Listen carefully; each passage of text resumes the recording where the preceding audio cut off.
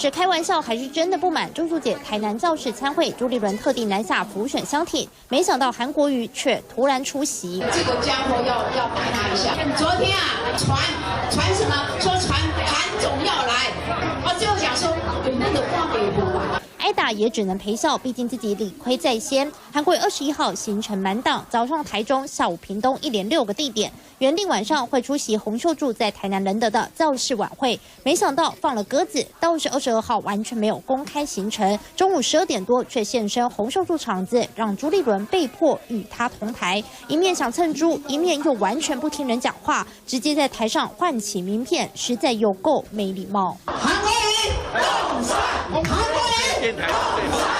参会主角明明是洪秀柱，韩国瑜一进场立刻抢走风头，朱立伦干脆跟洪秀柱直接走一块，一一握手致谢，把韩国瑜抛在后头。民进党的这一次总统大选跟立委选举母鸡只有一只，就是韩国瑜市长。